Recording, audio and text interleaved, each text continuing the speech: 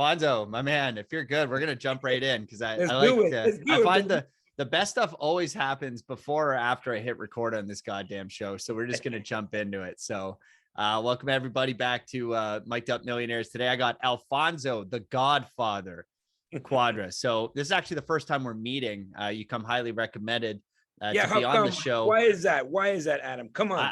Hey, I don't even know. I'm waiting for you to tell me. Peter just said, hey, you are going to have Alfonso on the show. And I said, well, if Peter's got that type of conviction, I know you're going to be fun. And you come on here just rocking a pink blazer with all the energy in the world. You got a beautiful pocket square. You're pumped up. I think it's going to be a good show. So well, Alfonso, I just want to correct you. Fuchsia. Okay. It's fuck. We're off to a great start. It's fuchsia. Okay. Fuchsia. We got fuchsia blazers. So everybody, if you're not watching the video, just jump off for here right now. Get off of Spotify. Go to YouTube. So Alfonso, man, tell me about yourself. Who are you? How are you? What's going on this lovely Wednesday? Adam, you know what? It's so nice to meet you. You know, like I love meeting other real estate entrepreneurs. You know, you've been around for a while. Just previously talking before the show, you're talking about pre-COVID, you know, like bringing me back down memory lane. Yeah, I've been around since been around. Well, that's why they called me the Godfather. It's because I've been in business for 27 years. I've been in real estate for 23 years. And for the past 15 years, I've been a speaker, mentor, coach, trainer in real estate. Basically, Adam, if you could put it this way, my mission is to help people get to that financial freedom through real estate. And ultimately, I'm a freedom fighter, right? And so because I've been doing this for a long time, people have come through my trainings, I've mentored thousands of people. I've created thousands of millionaires.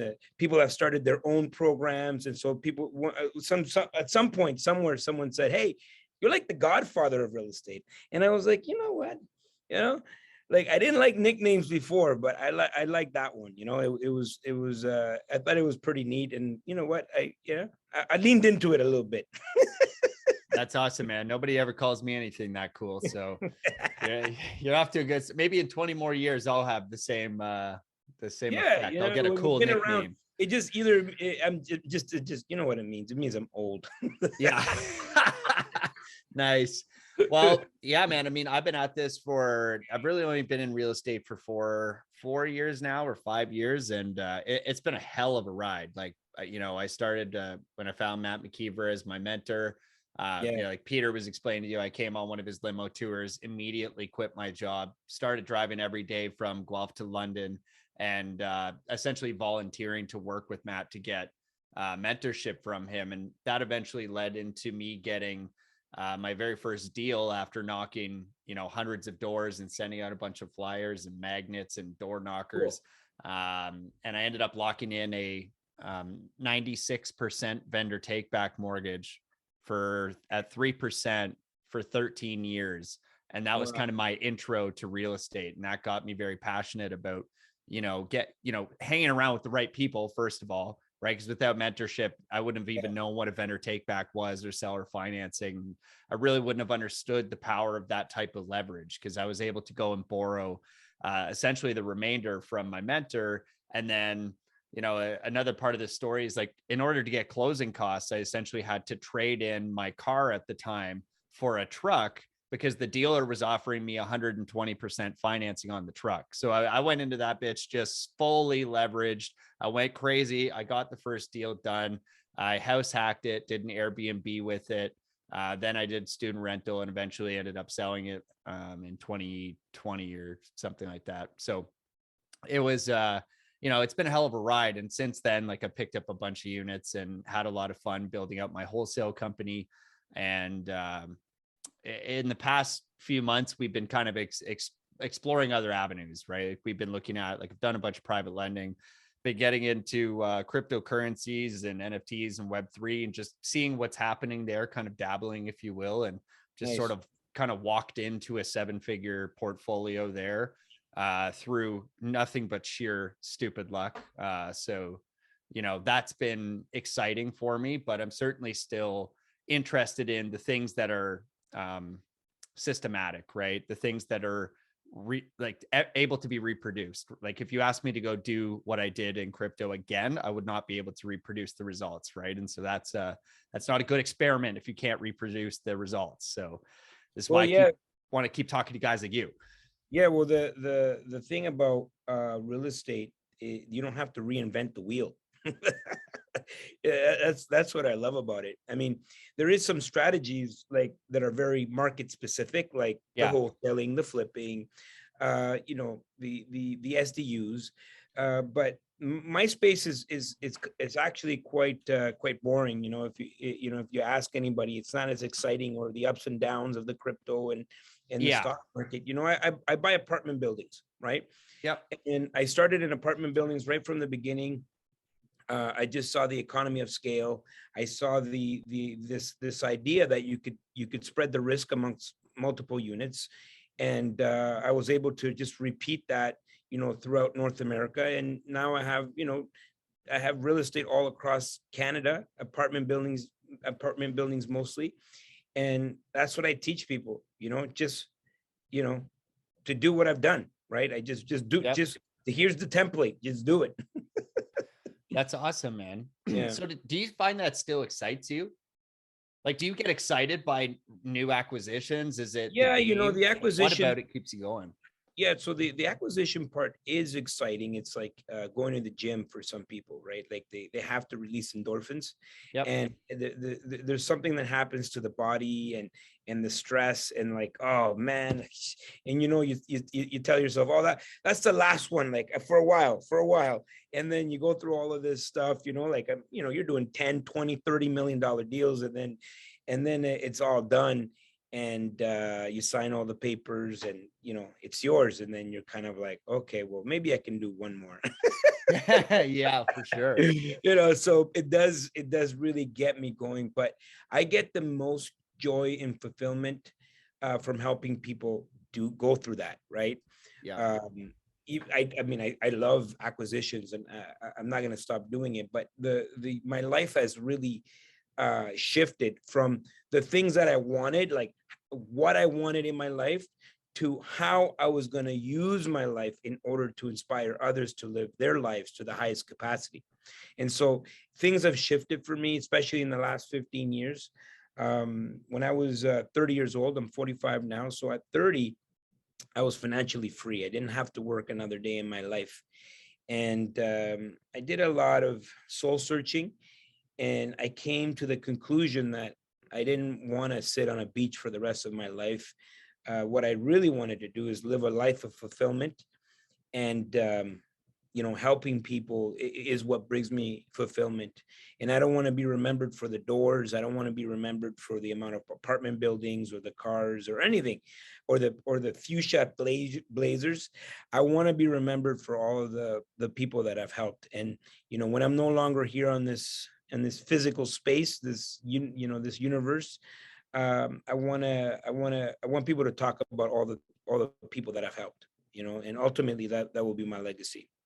Awesome. It sounds like transcendence is kind of important to you, right? A bit of the getting towards the top of Maslow's hierarchy of needs there. Well, what led you on that path? Yeah, well, you know what? Like, look, I came from war-torn country, El Salvador. Actually, I was in 2 wars before I was 9 years old.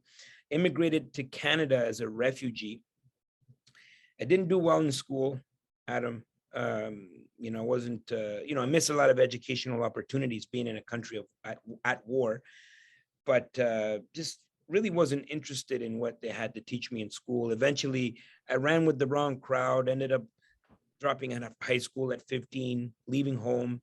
Now I'm completely on my own at 15, homeless at some in some parts of my life. You know, some really dark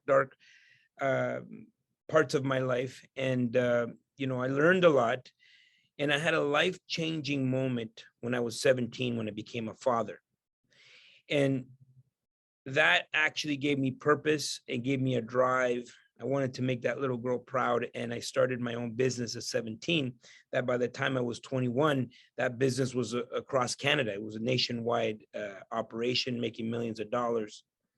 And so ultimately, why does that give me fulfillment? Like helping people, like that legacy piece?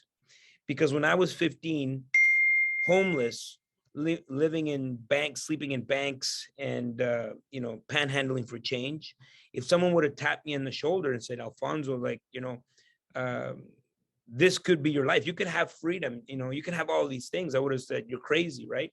I never had that guidance, I never had that mentorship, and I want to be that for people. There's people that, maybe they're watching this right now and they're going through a dark period in their time, or maybe everything is okay, but something's missing and they're looking for fulfillment.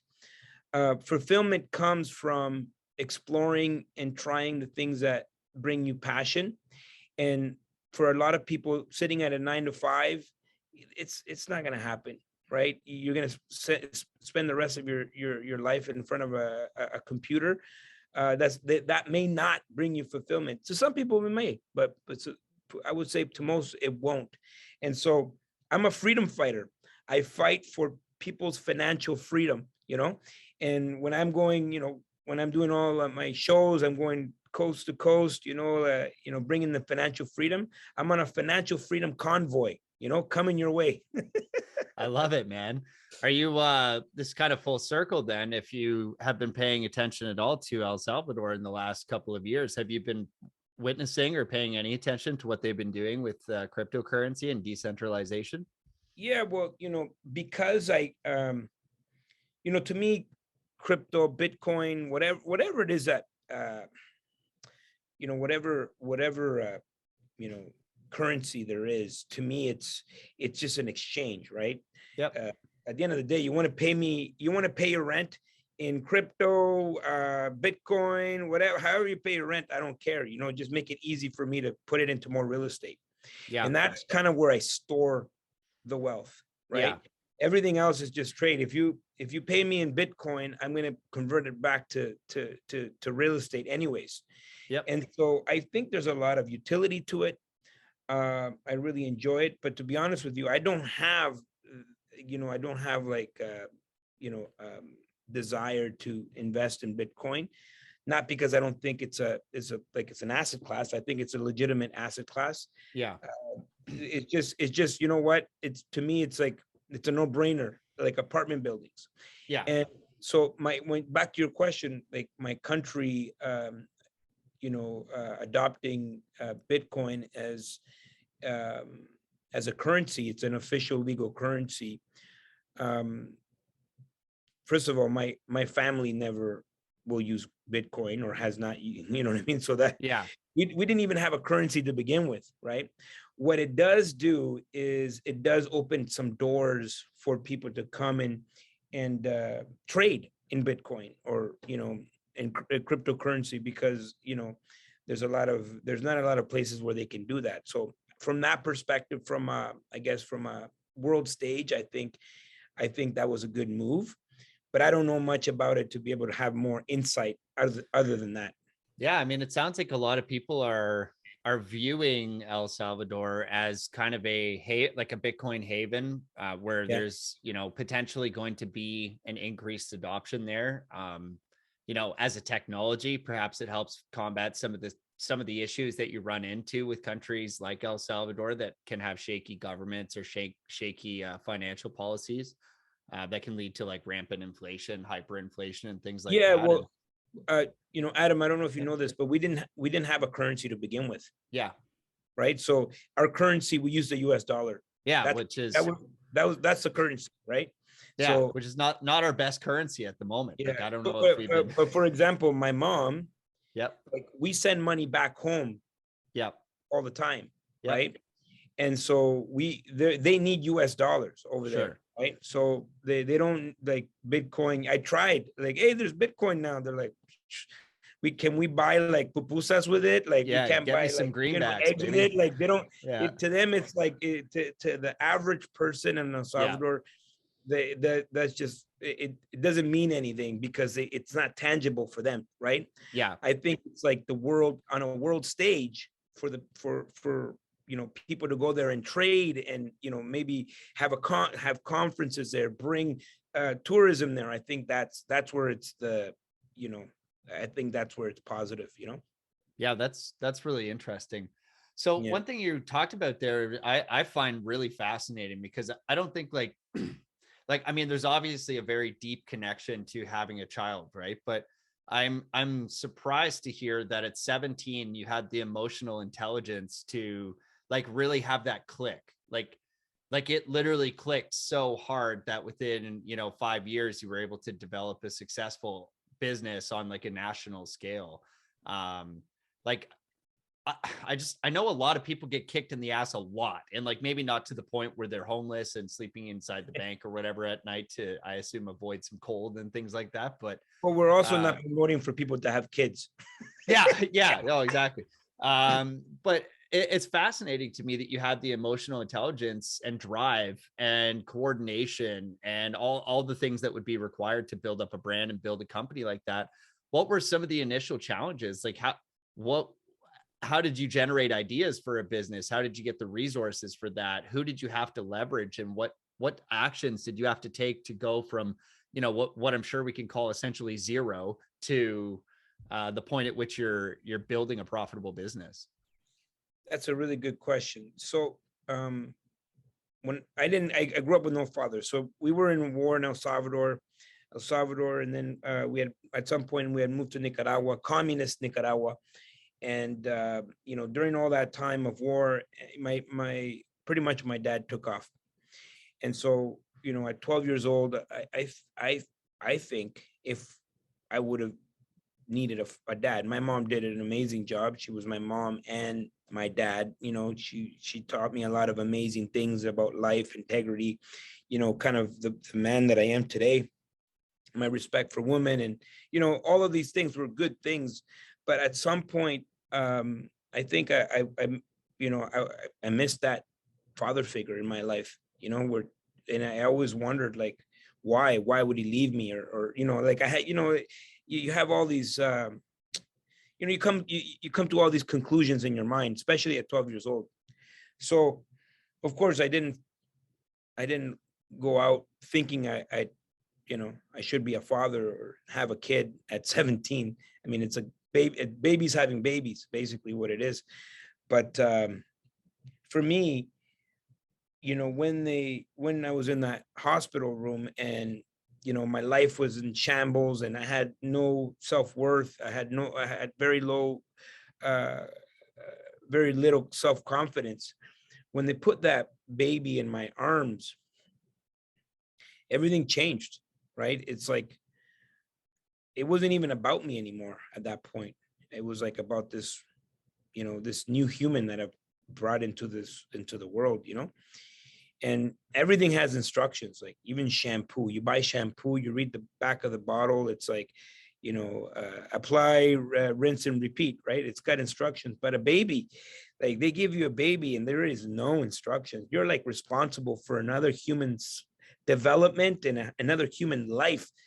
And I was like, there was no way I was going to be like my dad that was not there. And, I guess that's what drove me, and that gave me purpose and a why. I didn't have any background in business. What I did know is I had to go back to school right away. And I went back to school. I was trying to put my life back together. And so I went back to school. I got a job at a restaurant, $5 an hour. That was the minimum wage back then. And so I was like, geez, this is not gonna work out, And so I remember I was on Young Street and I had my paycheck. It was like for 2 weeks work, $250. And there was this guy selling jeans on Young Street. And he had jeans, some t-shirts, and I can't remember what else. I mean, maybe a few mixtapes. Maybe you're too young, you might not know what a mixtape is. But I asked him how much for the jeans, and he said, they're like $40 or something. But if I were to buy like a few, like maybe 4, he'd give it to me like at $20 a pop. And what I did was I basically took the 250 and I bought some jeans, and then I brought them to my school in Ottawa. So from Yonge Street, obviously people didn't have access to Toronto. And in school, I sold the jeans that I bought for $20 for $60. And I remember like the first time I did that, I bought something for 20, I sold it for 60, making a $40 profit in a 10-minute transaction. And I said, like, this is what I want to do with the rest of my life. I want to pursue profits, right? Because in that evening, I had to go back. Yes, sir. That evening, I had to go back to a job that was paying me $5 an hour, And so to me, it was clear the path that I was going to take. It was going to be a path of business, and I was going to pursue profits for the rest of my life. At 19, I graduated from high school with a vision, a dream, and an idea of opening my very own clothing store. And, for the past, 2 years, I've been selling T-shirts and mixtapes and jeans. And, I was that kid with the backpack, always with something to sell. And so my dream was like, okay, a physical location. People said, well, Ottawa, I don't know. It's like hip hop. This hip hop thing is just a fad. I mean, this is 1996, 7, and 8. They're like, oh, this hip hop thing is just a fad. We're not sure. And Ottawa, it's really, people don't have fashion there, right? So I'm like, yeah, this is why I want to open this store here, because there isn't anything. And ultimately, I ended up convincing a lot of my friends to invest, and put together about $2,700. And I went to the US. We bought like we spent all the money on gear, brought it back, and I made that trip a few times. And then, that physical location grew to, pretty much stores all across Canada. Damn, that's quite the story. That's we're flipping denim in here, and that's what got it all started. I like that. In the 90s too, of all things. So yeah, man, before the internet. Got those freaking lowriders, man. Snoop Dogg's rolling in the back of the El Camino, just killing it. I like that. I was actually listening to if you see behind me here. Yeah. Since you bring it up, you really, brought me down memory lane. This is Reader's Digest, and this article, Reader's Digest, it's essentially one of the biggest publications in the world. Yep. And this article, it was a 7-page profile they did on my life, and it went to like, over 15 countries around the world, translated into 5 different languages, including Mandarin. And ultimately was about my first business, right? But if you see me here, I'm going through a transition, Yeah. And that transition was, developing my, going to that next level, from that hip hop head entrepreneur to having a legitimate business, and having multiple streams of income. And for me, that multiple streams of income included real estate. And that's kind of why I got into real estate, because, I was doing what I loved. I loved hip hop, but I wasn't very much of a business person. I was very much a consumer. I mean, at 21 years old, you're doing well. You're going to spend all your money on stuff. To say the least. To say the least. Yeah. Yeah. And so, it was important for me to learn that lesson, Adam. But ultimately, what ended up happening was that I had to make a transition into a real legitimate business person, with the investor mindset, or else I was in a position where at one point, so 21, I was like on top of the world, stores all across Canada, making millions of dollars. And at 24, I was at the brink of bankruptcy, almost about to lose everything, because I lacked that financial literacy, which is why I'm so passionate about teaching people how to invest, and especially the young people. I have a foundation where our mandate is to teach financial literacy to young people. And so everything that I do has to do with everything that I've done. It's all connected. Hip hop led, my love of hip hop led into this real estate, business that I'm in. Ultimately, it led into helping people reach financial freedom. I'm passionate about that. And, for me, especially, I don't think, because the original question was, how did I figure it all out? I just kind of felt my way through, my man. I looked for people that had the skills that I needed. I believe in people. And ultimately, to answer your question, it was people that got me to where I am today. That's awesome. And I imagine like a large part of that is mentorship. So how did you find mentors in your life? Where did you seek these people out? I've had many mentors in all different capacities, right? Like sometimes indirectly, right? There's people that you follow and that inspire you, and they're indirectly they're my mentors. Like people that I listen to, people that I'm influenced by. I'd like at one point when I had my business at 21, I had moved to Miami, and I had this idea that I wanted to build my company out in the U.S. But ultimately, I just went there to play. I didn't really accomplish much, but I did meet one of my first mentors there. I mean, this guy was wealthy, and I said, this is the kind of person that I want to get advice from. And if anybody's watching this, and you really bring up a good subject, mentorship. If you are looking for a mentor, and if you're looking for advice, look for people that have the results that you're looking for, right? Don't ask your buddies. Don't ask someone that is, taking the bus with you, or someone that is, working beside you, or, look for people that have the results that you ultimately want, and seek their mentorship, seek their guidance. And ultimately, that was the first time I ever saw someone that was that wealthy. And I became a sponge, right? And I asked like a million questions, and obviously I annoyed that person. But you know what? I got a ton of advice that I still live by today, and I'm so thankful. And then ultimately throughout the years of anytime I've ever wanted to do anything, or jump into anything, I always look for the people that have the results that I'm looking for in that field. And then I reach out for mentorship.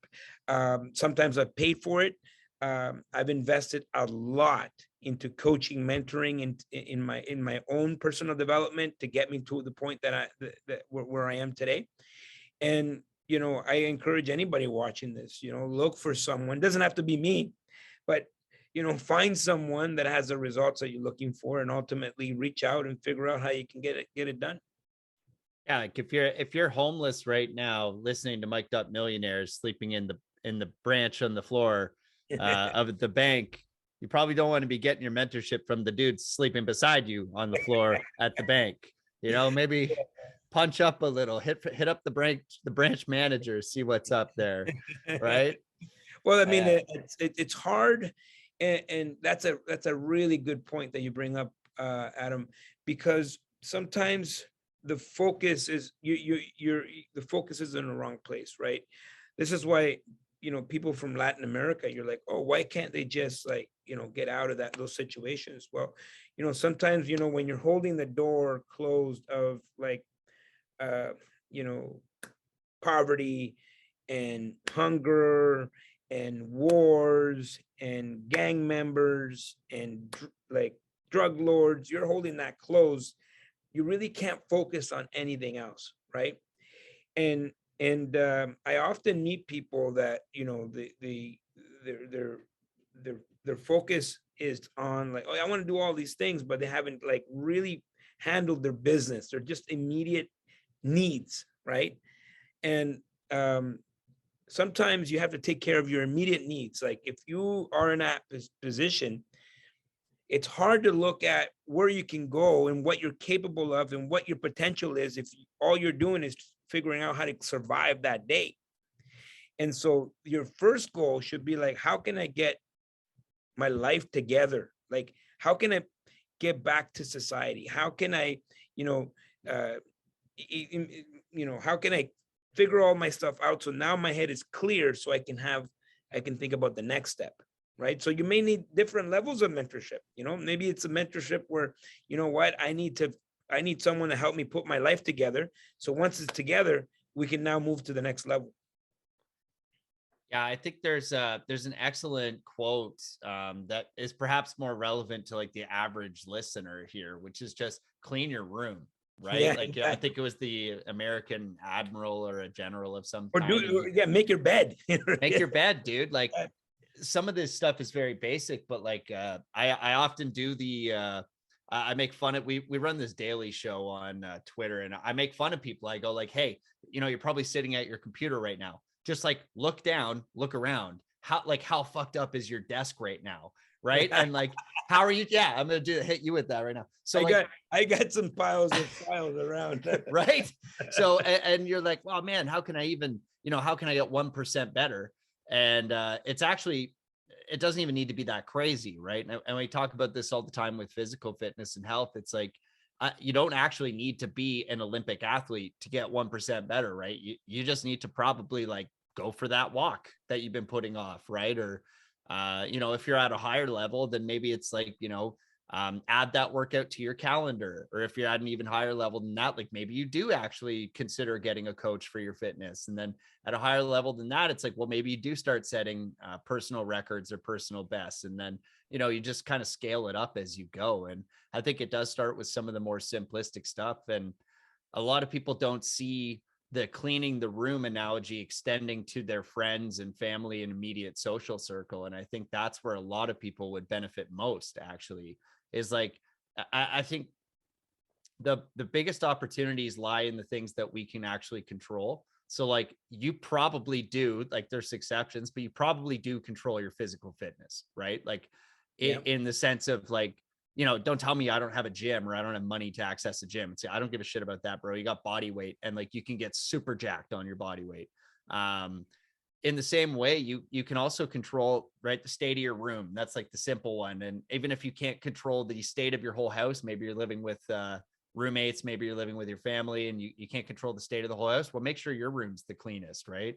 And set that example for their environment around you. But once you're past that, then it's like, well, who am I working with? What environment am I working in? Right. I think it's really hard for people that are working in like a factory or something where everybody is constantly talking about, how exciting it is to just get to Friday, to get to that weekend and then party and let's go. Or like, the contractor who works with a bunch of guys who are talking about drinking and how miserable their spouses are and shit like that. And like, if that's who's surrounding you, then like, what are the odds you're going to be breaking out of that? And so I think, who do you work with? And in that mindset, you reach out for a mentor, right? Like, like, hey, can you help me? Like you kind of have to clean your life up first, start hanging around with better people. And then from there, you have context of where you're going. I like to say that it's good to have your basic needs met somehow. Yep. And so now you can look forward. I don't like the side hustle. I hate the side hustle. When people talk about the side, why are you going to have another job? Why not make the side empire building and figure out how to create something long lasting on the side versus, going to a job and doing another job like the side hustle, And so, and it goes back to what you were saying, like make sure your house is in order. And then, so now you can reach out to mentors and you can actually take action on the things that they're going to say to you. There's nothing worse for me if someone asked me for my advice and then they come back for more advice and they didn't do the thing that I asked them to do in the first place, you know what I mean? And maybe they were just not in a, they weren't capable of doing it, right? And they just didn't have the infrastructure set up for them to even participate in something that they could get them out of that comfort zone. And so what you're saying is so true. And I'm a big believer in becoming, right? When whatever, you're sitting in the factory, you're sitting around your friends that are complaining about their wives, you're homeless or whatever, ask yourself, if you have goals, which are great, to think about what your life could be, and maybe at the very beginning you can't see that far, but ask yourself, who do I need to become in order to be a direct match to that life that I want, right? Who do I need to talk to? What books would I read? What would my lifestyle look like? How would I wake up in the morning, right? What would my bedroom look like? What would my house look like? All of these questions, if you can answer all of these questions in detail and then go out and become that person, then we start to attract all the right people, the right circumstances, the right ideas, the right mentors, the right everything to match the person we've just become. And I'm a big believer on that. And like that can happen instantly. The second someone decides to become that, it's instant. And maybe it's going to take a little bit of time for them to start attracting all the right pieces, but it starts with the individual. Yeah, absolutely. And I've absolutely found this in my life too. Like if I looked at the person who I wanted to become and I started taking those steps, like you start putting yourselves in the right rooms and the people just kind of actually gravitate to you. And I found that if you're taking the right level of action, you become interesting to those people and they actually want to help you because they believe that you will implement the advice that they have to give. Right. And I found this even at our gym, just as a random example, like, what would the person I want to be doing? Well, they'd be at the gym that has it turned out to be a high priced membership because it had very high quality coaching and it had very high quality equipment and a very high quality clientele. And so while you're there and you're putting out effort, right, you're beside the real estate lawyer that you were hoping to connect with.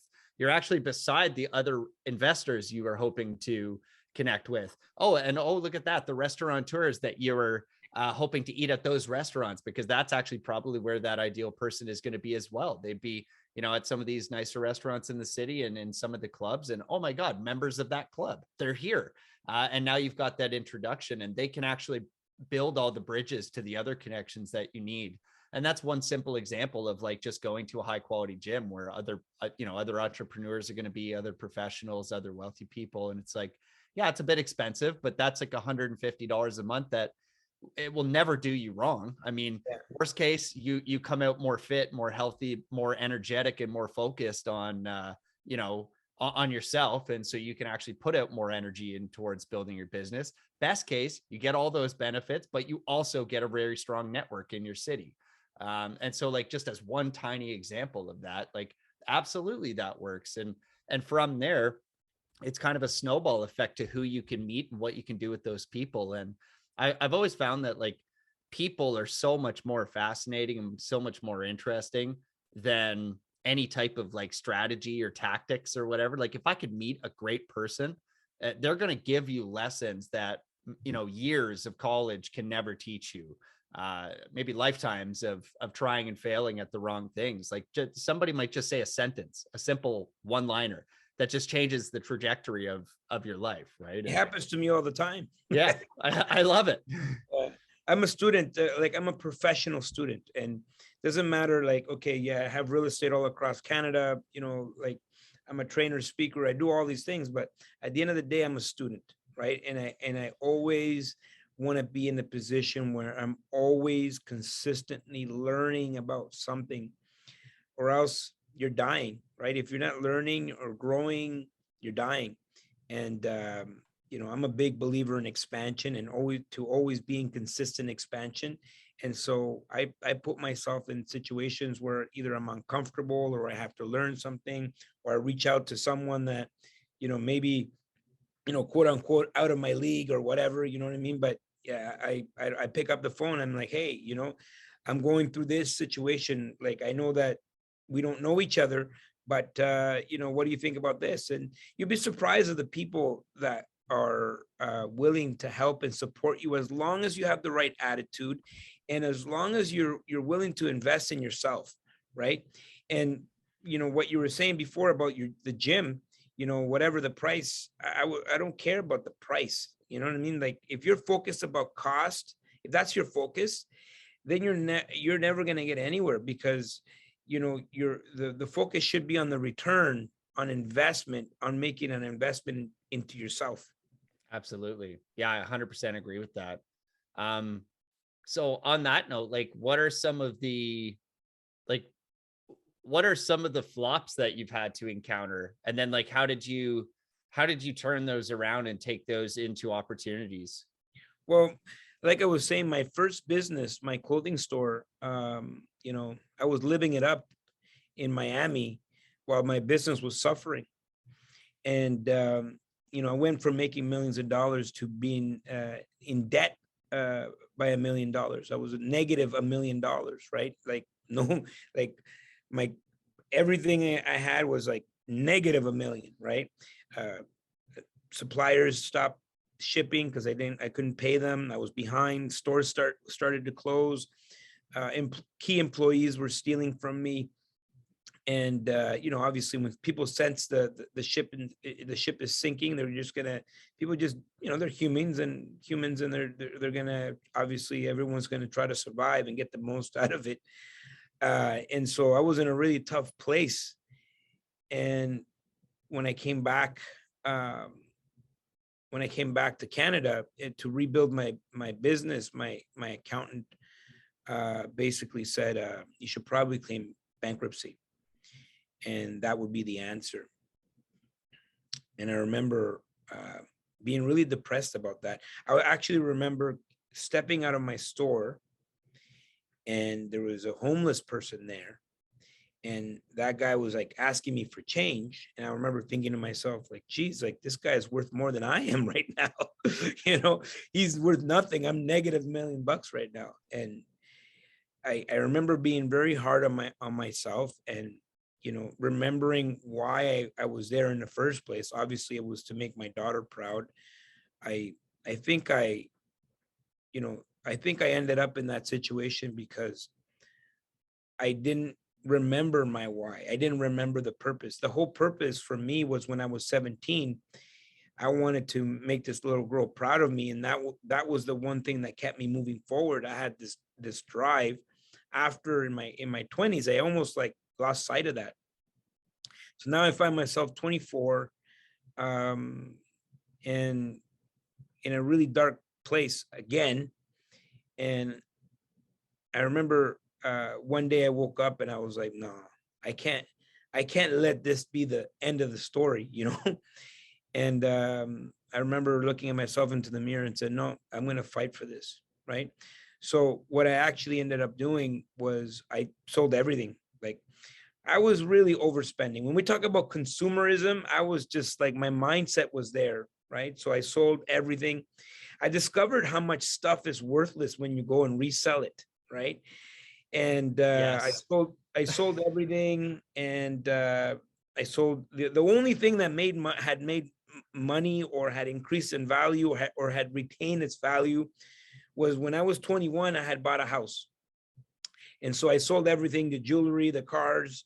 I went from driving a Mercedes, Cadillac Escalade, BMWs, to like a Dodge Neon, right? Oh my God, that's awesome. That's awesome. Not to, hey, you know what? I'm not hating anybody that's driving a Dodge Neon right now. If you're driving a Dodge Neon right now, you are in the best place right now. That's where I was, and basically what I did was I reduced my cost of living. I went back and to rebuild my company. I went back and I worked 9 to 9, 7 days a week without pay. I poured everything back into the company, and I was going to fight for it, right? And then from 9:01 to 1 a.m., I made a decision that I was going to create a second stream of income that was indestructible, so that this would never happen to me again. And that's how I started building my real estate portfolio in the evenings, after I would put in, 9, 10, 11, 12 hours of work to rebuild my company. I bought my first move was buying a triplex that I added an extra unit, converting it into a triplex. I quickly refied that money. So when I sold my house, I had $93,000. That was like the seed money that I used in order to, I did, my first strategy was the burst strategy, right? So I bought a duplex, converted into a triplex, moved into one of the units. So I was house hacking, living for free, refied it, pulled the money within that month, and kept moving that money forward. Where my first year, I bought 10 properties. And then my company was now, it took me about a year and a half to go back into the black. So I saved my company to a point where it was bigger and better than ever before. And at this point now, I felt like I had full control over my life. And when I was 30, I sold the company for a nice check. That's so awesome, man. That's such a crazy story. I love that. I'm wondering now, like at this point, how do you go about like setting up your goals at this point? Like, is it kind of just something that's on autopilot for you, or is this something that you put a lot of thought towards? And the context for that, the context for this question is, I actually have a meeting coming up tomorrow that has been scaring the shit out of me. And I mean this seriously. And it's weird because I don't know why this freaks me out so much. But the meeting is, generally speaking, with one of my business partners and my girlfriend, really, and we're trying to figure out a 5-year goal. And like, I don't know why, but this is like a debilitating type of thought process for me. Like, I cannot think on that type of level, because like, I just look at the last 5 years and I'm like, well, any type of thinking I would have done would have had zero impact on like where I am today, because like, so much shit has happened and so fast and so on such a compounding scale that like, I just don't know how to either think big enough or like how to nail it down. So for you, how do you tackle this conscious process? Like, is this conscious for you, or is it just happen that like, oh, another deal kind of showed up on my desk, I should maybe tackle it? When I was 17 years old, as a result of being a young father, what I thought the right thing to do was get a job. And the job was washing dishes at a restaurant for $5 an hour. Now, for anybody watching this, either now or in the future at some point, I have no worries about saying that that's the worst job that exists. Somebody may contest me, but you can comment down below if you had a worse job than a dishwasher. Okay, that was my own. That was the last time I had a job, and I didn't have the luxury of quitting. I had no, like obviously we want to quit. At 17, it's easy to quit because you're like, screw this job, right? But for me, I was a father. I didn't have the luxury. I'm like, I had something bigger than myself to keep me going. And so what I would do is on breaks, I would go into the break room, well, the smoking room, before I used to be able to smoke inside. And then I would sit down and I would take a piece of paper and I would write down all my goals and dreams, everything that I wanted to achieve in my entire life. And for me, it was a way to keep me moving forward, because I knew this job wasn't going to be where I was going to be for the rest of my life, right? And I think, in by the way, those things that I was writing down on that piece of paper were probably very materialistic, because I was 17, from a perspective of a 17-year-old, right? But I achieved everything on that piece of paper before I even turned 21 years old, right? Now, mostly I operated out of default, right? Like things would happen and I just would pursue them. But when I learned how to manage companies, like first I was just like operating like this. I almost lost everything. It caused me to really reflect on my life and rebuild my company the right way.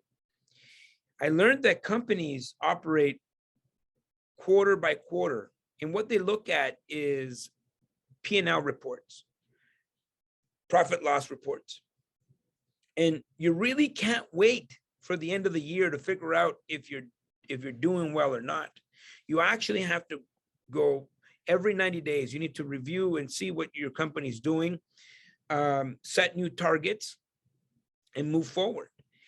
And what I learned through all of those exercises is if I can have a long-term vision, and the longer the better, right? If I can have a 10-year vision of where I want my company to be, and I could break it down into bite-sized pieces. So basically, see the future, see where I want to be, see the vision, and bring it to the present. So I can say, this is what we need to do today to be in alignment with those goals, right? Or where we want the company to be. And every 3 months we adjust, we pivot, or maybe the goal wasn't right, or we have to adjust things here and there, or maybe now we're going to focus on this or whatever, or we got to reset the targets or whatever it is. And so I learned that through business. And then what I ended up doing was applying that to my life. I said, you know what, this goal setting business of once a year, it doesn't work. There's no sense of urgency, right? And so the key, in my point of view, Adam, is like you should have 10 and 5-year goals, but you need to be able to break those 5-year goals into tangible pieces of what you can do right now. And so what I would do if I were you is I would look at a 5-year vision of what you want your life to be, or if it's a business goal or whatever it is, and then think about what you have to do now to be in alignment with those goals. Yeah. And then review every 3 months. Every 3 months, review what it is that you're doing. And this works on all levels, like spirituality, physical fitness, finances, business, real estate, anything you want to achieve, you need to be able to measure, right? You need a measuring stick. My net worth is this much today, and I want it to be X amount by 5 years from now. And so in 3 months, I should be on track to doing this. And these are the action steps that I have to take in order to get to that point, right? I guess my problem is I'm still writing the dumb shit you were writing on your page, right? Like I've got the car, the truck, the snowmobile, the trailers, the cabin in the woods. So like now what I'm writing down is like, to me, it just seems like I'm writing down different versions of those things that you were writing, at 17. Like, what is it? A better car? Like, really? I need a better car? That sounds stupid. That's a waste of time. Sometimes you'll be like, oh, a plane would be cool. And then you're like, do you actually need a plane? And then like, you start thinking about these goals. And like, if we talk about, spiritual, it's like, okay, well, like I meditate every day, and you're like, okay, I don't even care. Like, I just don't care about that. And then again, if I like write down, if I'm like, oh, in 5 years, I'll have like the sickest 6-pack, I'll be so jacked. And I'm just like, that's just a faster car. So I guess, I have a hard time, understanding, like, once you have a lot of those material things checked off, cool, check, got that stuff. Like, I guess just like, how do you manage thinking bigger about things that actually matter? Like, I guess I'm still probably just thinking about this the wrong way. Like, well, the thing is, the things are very, very, very low on my list, right? The goals, the things that I think about is like, okay, my company, for example, Wealth Genius. I think about what is the impact, what is the ultimate impact that I want to leave behind, and what would be the legacy? How many people can it help? How many, so I think in terms of that, but it all has to, and I'll be honest with you, you're not the only person that suffers with of that. You have to figure out what your why is, right? And why do you want these things? Because it's not the things that you want. Like those are just things. But why do you want them? Right? Like you want a bigger car, but why? Why is that important to you? Because if it's not important to you, if there's no reason why you need to achieve those goals, then you probably won't get there. Elon Musk has 100-year goal, right? He has goals that he will never be alive to see them through. Like he will never be alive to see us traveling like tourists to Mars, but it will happen, right? Walt Disney died before Disney World was completed. He didn't get to see like the magnitude of what he actually did. And maybe that wasn't even the point, because,